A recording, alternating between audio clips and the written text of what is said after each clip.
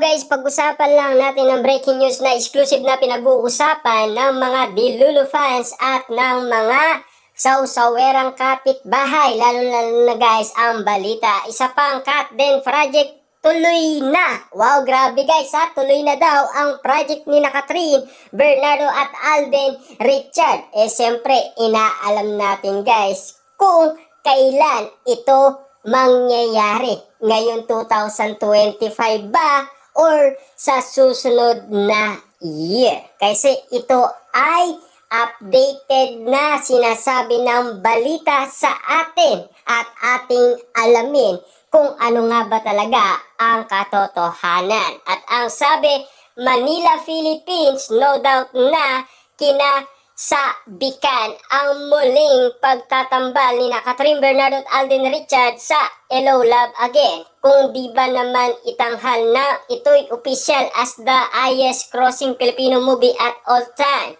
104 billion lang naman ang inakyat nito sa mga nag-collab ng Star Cinema at GMA Picture in worldwide box office take.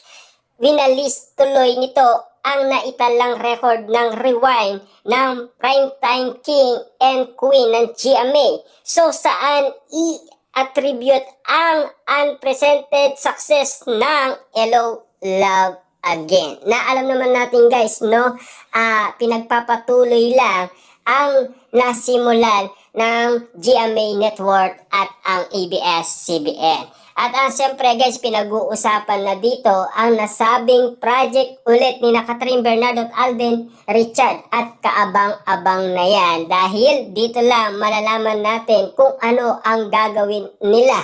Siyempre alam naman natin guys, no, makasaysayan nga naman kasi ang dala na movie ni Alden Richard at Catherine Bernardo na Hello Love Again, na talagang pinag-usapan, pinagkaguluhan at pinagpestahan. Grabe nga naman kasi guys ang kissing scene na talagang pinag-usapan at talagang nadurog ang puso ng Katniel fans dahil sa nalaman nilang ginawa ni Catherine Bernardo na hindi niya ginawa umano kay Daniel Padilla. Dahil si Daniel meron siyang respeto umano sa kanyang girlfriend dahil meron nang nangyaring issue, kaya naman si Daniel Padilla ay iginagalang si Catherine Bernardo. As it took all of 5 years, sapat na nga yun masabik ang Filipino audience, kaya naman masinik ang panawagan magkaroon ulit ng third collab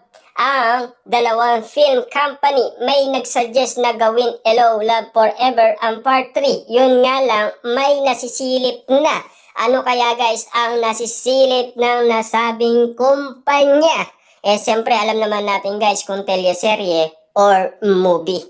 At kung saan ito ipapalabas. Na alam naman natin guys, ipapalabas ito sa GMA Network. Dahil alam naman natin guys, ang ABS-CBN wala pang prangkisa. Siyempre guys, tutok pa rin tayo sa paniniwala natin na magkakaroon muli ng project sina Catherine Bernardo at Alden Richard. Lalong-lalo na guys, sinasabi na meron na daw nasisilip na gagawin sina Catherine Bernardo at Alden Richard. Siyempre alam naman natin to dahil sinasabi ng bossing ng GMA Network na si attorney ay meron ng pinag-uusapan ang dalawang management patungkol dito sa project ni Alden at Catherine Bernardo. Na alam naman natin guys, malakas kasi sina Catherine at Alden Richard ang kanilang tambalan or kanilang love team. Lalong-lalo na guys, nagkakagulo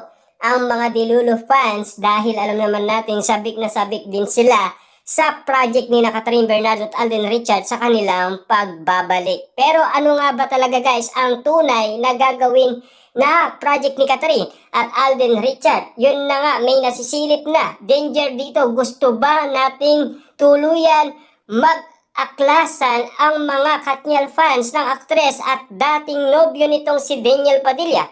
Pero mismo ang GMA Senior Vice President na si attorney na ang paayag na ipinag-aaralan na raw ng dalawang kumpanya ang isa pang Katden project. Hindi nga lang tiyak kung saan ito ipapalabas kung serye ang gagawin ng Katden sa streaming platform. Na alam naman natin guys, ang ganitong sitwasyon ay pinag-uusapan at hindi madali kung ano nga ba talaga guys ang gagawin ni Catherine at Alden Richard. Kung matutuloy man ito guys, at least marami ang magiging masaya. Dahil alam naman natin guys, ang dami ng request na nasabing mga Delulu fans. Kita nyo naman guys, Marimar, kumalat din yan sa iba't ibang social media platform. Queen of Tears, kumalat din yan guys sa social media platform. At kung ano-ano pa ang mga kumakalat na bali-balita patungkol kina Catherine Bernardo at Alden Richard sa gagawin nilang project. Kaya nga naman guys, tayo ay umaasa na sana muli nga naman magkaroon ng project sina Catherine Bernardo at Alden Richard. Lalong-lalo guys, bitin na bitin ang mga Delulu fans dahil nga naman kasi nagpaalam na si Ethan at si Joy. Siyempre alam naman natin guys, si Derek Cathy ay gusto pa rin ibalik si Ethan at si Joy. Baka sakali nga naman guys, panawagan ni Derek Cathy na ibalik pa rin si Ethan at si Joy. Yan kasi guys ang narinig natin na galing sa bibig ni Derek Cathy na pwede pa. Kasi hanggat buhay pa si Ethan at si Joy, pwede pang i-continue ang nasabing part 3. Dahil alam naman natin guys, no, sabik ang marami. Dahil kitang-kita naman natin guys na gustuhan nila ang kwento ni Ethan at ni Joy. In anticipate nga raw kasi ng mga taga GMA Picture na may mga gustong maipalabas ito sa streaming platform in the final analyze.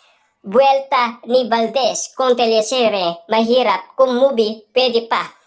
Tuloy ang next Katden project, maghihintay ba ulit ng another 5 years to keep the Filipino audience in suspense o iilatag nila ito agad-agad as in sa 2025. Yan kasi guys ang isa sinasabi. Ilalatag ito sa 2025. Ano kaya guys ang kaabang-abang na pinag-uusapan ng GMA Network at ang ABS-CBN patungkol umano sa project na gagawin dahil movie daw ay pwede pa. Ibig sabihin, movie lang ang gagawin.